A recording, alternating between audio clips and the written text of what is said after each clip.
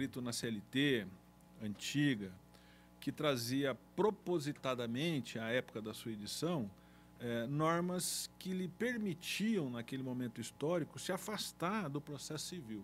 E era esse exato senso do legislador naquele momento, em 1943, quando se compila todas as normas de direito e de processo do trabalho, e com a medida exata de se manter distância de um processo civil formal, àquela época, e que depois, em 1973, toma um formato ainda mais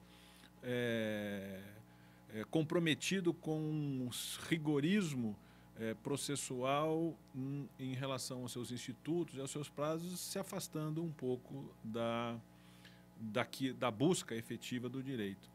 O motivo, evidentemente, da estrutura formal do processo civil é porque o processo civil daquela época impedia, né, a simplificação de atos e impedia que o processo do trabalho se portasse efetivo. O modo como o processo do trabalho encontrou para se manter distante do processo civil originário é aquilo que se chama de cláusula de contenção das normas do processo civil, que é o nosso querido e conhecido artigo 768 da CLT, que diz que, nos casos omissos, o direito processual comum será fonte subsidiária do direito processual do trabalho, exceto naquilo que for incompatível com as normas desse título. Era essa a preocupação, naquele momento, de se ter um modo adequado de se manter distante o suficiente das relações processuais civis. Essa cláusula, evidentemente, permitia a apreciação de cada caso concreto pelo julgador, né, o que dava a ele o direito e a interpretação de ora abrir, ora fechar essa válvula para assimilar ou trazer para dentro do processo do trabalho as influências do processo civil. E aqui foi muito bem já adiantado, e eu não vou me estender nas suas questões fundamentais, mas os limites de aplicação dessa norma, em princípio preocupadas no afastamento do rigorismo do processo civil, que era incompatível com aquelas busca da efetividade do processo de trabalho, nos causou uma situação de que é possível que se encontremos lacunas não expressas na lei, não literais, mas as lacunas que eu vou tomar a liberdade aqui, Tudo Alegrave, de me referir àquele envelhecimento das normas a que o senhor também se referiu. No caso, a possibilidade da aplicação e a ampliação da aplicação do processo civil no âmbito do processo do trabalho por esse envelhecimento das normas, quando os fatos sociais já não correspondem mais às normas de aplicação do direito, não há mais correspondência, ou seja, apesar de existir norma no processo trabalhista, pode-se aplicar as normas no processo civil, porque trazem embarcada nesse novo processo civil princípios e valores do processo do trabalho que tem maior amplitude do que no próprio processo do trabalho. A CLT precisa desses novos ares pela sua sedimentação no tempo e que esses novos ares se tragam a partir do Código de Processo Civil, permitindo ao intérprete uma maior amplitude na utilização da cláusula de contenção, que é o artigo 769. A ampla defesa, que é um princípio constitucional estabelecido e sedimentado, define de que é dado ao acusado ou ao litigante todas as possibilidades e oportunidades previstas para se defender. A ampla defesa, naturalmente, não se tem uma interpretação tão ampla como alguma parte da doutrina se dá, mas é fundamental de que a Constituição diga que os meios e os recursos a ela inerente é que devam ser exercitados. Quer dizer, nenhum dos atos previamente definidos devem ser abandonados. E esses atos que podem permitir a ampla defesa, em procedimento já prescrito, previstos na lei, eles devem ser aplicados de forma subsidiária de outros ramos do direito, que permitiriam a ideia da ampla defesa e do devido processo legal. A necessidade de prévia estipulação desses atos e a possibilidade do grande exercício na sua maior inteireza da ampla defesa é que nos dariam talvez uma visão um pouco mais moderna da interpretação.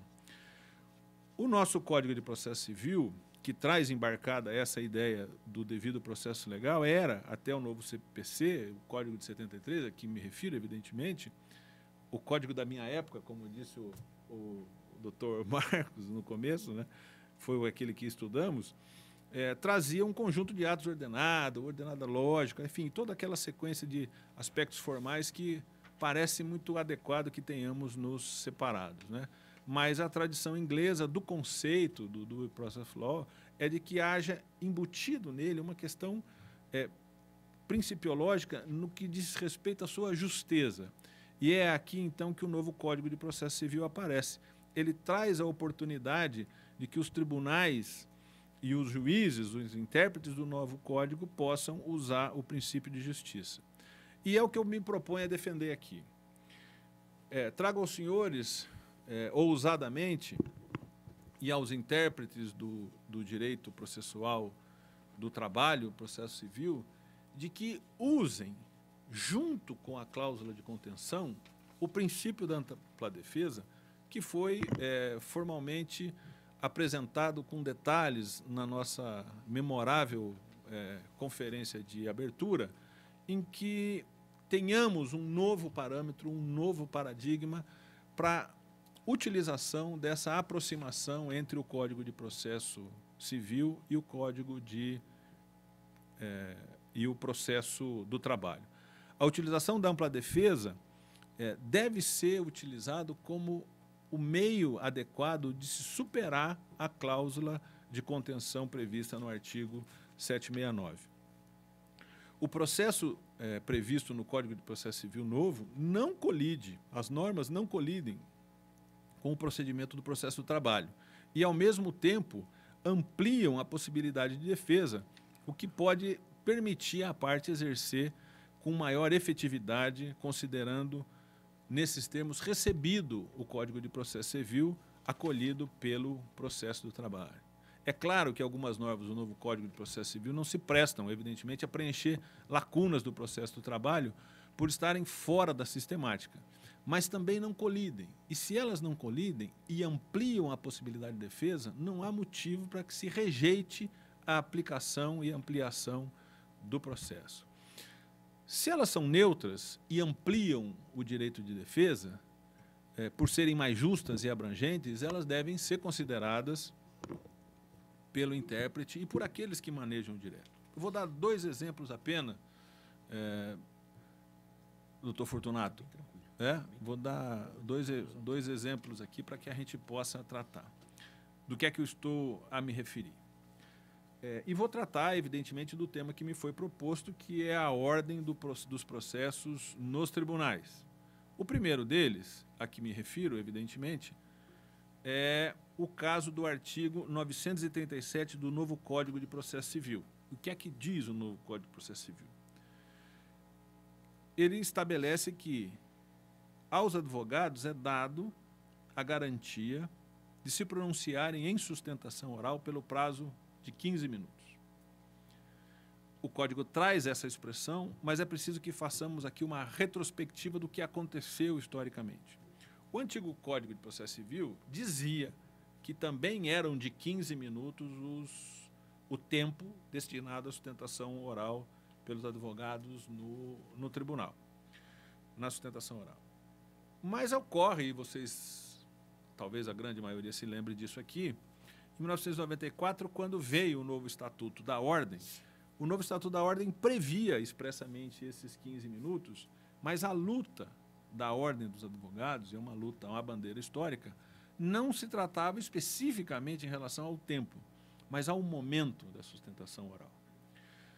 E o Estatuto da Ordem traz expressamente a expressão de que tal sustentação oral deveria acontecer depois do voto do relator.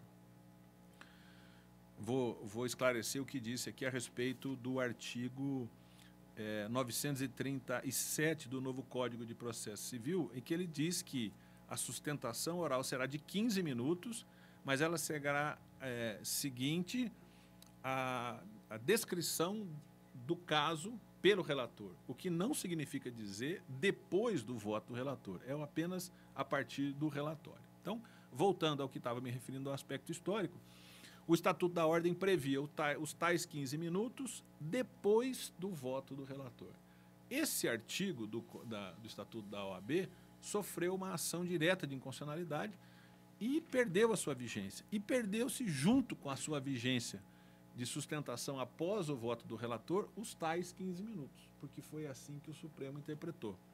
Logo, a matéria, tempo de sustentação oral diante dos tribunais, ficou mercê da regulamentação pelos tribunais do país. O novo Código de Processo Civil restabelece esse prazo de 15 minutos, ainda, claro, depois da exposição do caso, mas antes do voto do relator. Então, nesse caso, me parece possível perceber que é necessário ou se adianta a possibilidade de se ampliar o direito de defesa com a abertura em grau mais significativo da cláusula de contenção, que é aquela que nos separa do processo civil ordinário, prevista no artigo 769 do Código de Processo Civil. E por que isso? Porque esse é o espírito democrático do novo Código de Processo Civil. Ele garante novos direitos, novas interpretações e a possibilidade de defesa. É da natureza integral do Código que isso pudesse acontecer. Alguns atribuíram isso ao fato de que a maior parte dos membros da comissão eram advogados. É um fato a ser considerado. Mas não importa, não importa. O fato é que chegamos a essa medida da publicação do Código e ele traz novos institutos. Então, nesse caso, me parece que seria adequado ao intérprete abrir a nossa cláusula de contenção e permitir que o prazo para a sustentação oral dos advogados fosse de 15%. Seria possível fazer a compatibilidade, né, e usar naquele ambiente amarelo, né, que temos ali, que foi muito bem feito pelo pessoal da escola, que desenhou esse gráfico. Quer dizer, é possível acomodar naquele espaço amarelo, que é a interseção entre o processo, o novo Código de Processo Civil e o processo de trabalho, essa cláusula que amplia o prazo de sustentação oral. É nesses termos que eu propus, quando digo que a ampla defesa deve considerar também para si utilização da cláusula. O segundo exemplo, aqui me parece um pouco mais interessante, é que é o procedimento previsto no artigo 942 do novo Código de Processo Civil. É o que se chama, o próprio Código chama de técnica de ampliação do colegiado. O que é a técnica de ampliação do colegiado? E diz assim o tal artigo 942. Quando do julgamento de apelação não for unânime, o julgamento prosseguirá com outros julgadores em número suficiente para garantir a possibilidade de inversão do resultado.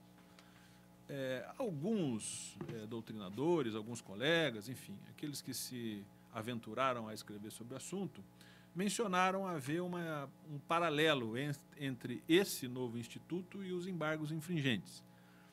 Me parece que esse instituto, se referido aos embargos infringentes, poderia, no máximo, ser dito a versão muito mais nova e bem melhorada dos embargos infringentes, porque ele supera todo o formalismo dos embargos infringentes e passa a tratar de um modo muito eficaz, porque ele permite que, na própria sessão de julgamento, alguns magistrados possam ser convocados a compor.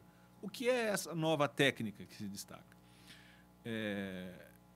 Eu devo dizer, antes de apresentá-la, de que o TST expressamente disse lá na tal Resolução 39, e quando me refiro a tal, estou aqui de fato, lamentar essa situação, de que, pelo fundamento de inexistência de omissão ou de incompatibilidade, um fundamento lacônico, esse artigo não deveria ser aplicado ao processo do trabalho. Mas o novo Código de Processo Civil, estabelece expressamente, lá no artigo 941, parágrafo 2º, o seguinte: todo órgão colegiado deve ter, no mínimo, 3 julgadores. Parece que essa norma não poderia ter outra expressão, a não ser essa mesmo, que não se pode imaginar um colegiado de 2 pessoas, ele evidentemente deveria ser de três.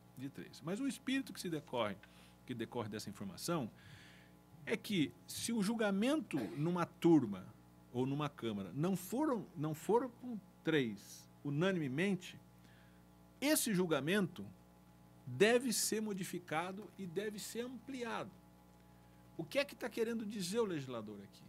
Que não é possível, não é recomendável que se tenha uma revisão em 2º grau por um colegiado numa decisão circunstancial de 2-1, por mera maioria. Por quê? Porque a maioria pode ser eventual, a maioria pode ser circunstancial, a maioria pode ser lamentável, inclusive, por certas circunstâncias.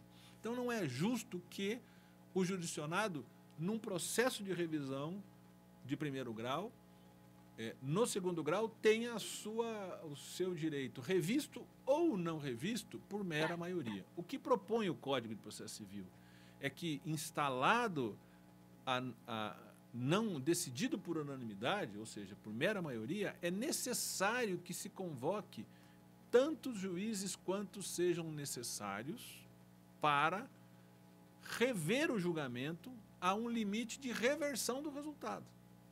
O que é que significa dizer na prática? Lá na 6ª turma, os 3 juízes que julgam o caso decidem por maioria, vencido um deles.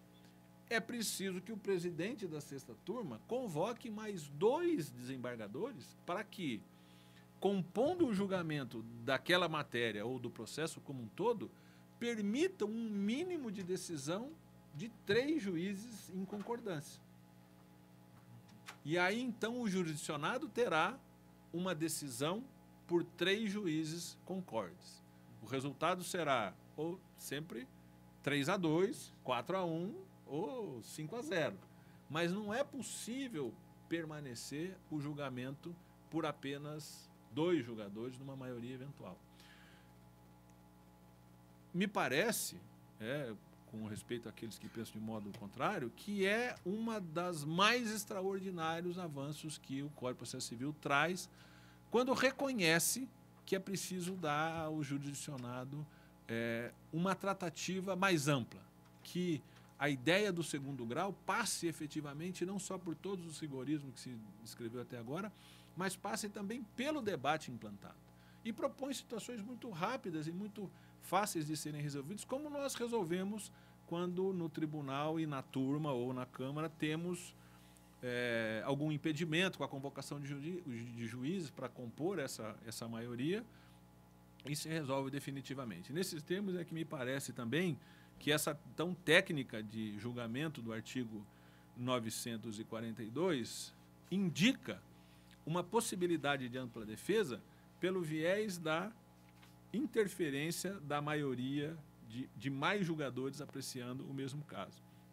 É por isso, então, que digo aos senhores que essas inovações no Código de Processo Civil buscam superar as interpretações formais, pois obrigam o julgador a superar questões periféricas, documentais, falta de procuração, tal como se explicitou até agora, e que elegeu o princípio da justiça como elemento determinante do processo e não apenas formas prescritas, tais como eram o antigo Código 73. Abandonou-se aquele tecnicismo que estávamos acostumados e que impregnava o velho Código de Processo Civil e que a ele rejeitávamos, sempre rejeitávamos, invocando a aplicação do artigo 769 da CLT, porque era esse o propósito original do artigo 769 da CLT. A cláusula de contenção era para que tivéssemos o direito de rejeitar aquelas previsões do processo civil tecnicistas e que nos atrapalhavam diante das nossas peculiaridades, também levantadas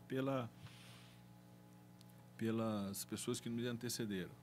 Não se pode agora imaginar que o processo trabalhista veja de modo conservador aquilo que avançou, não é?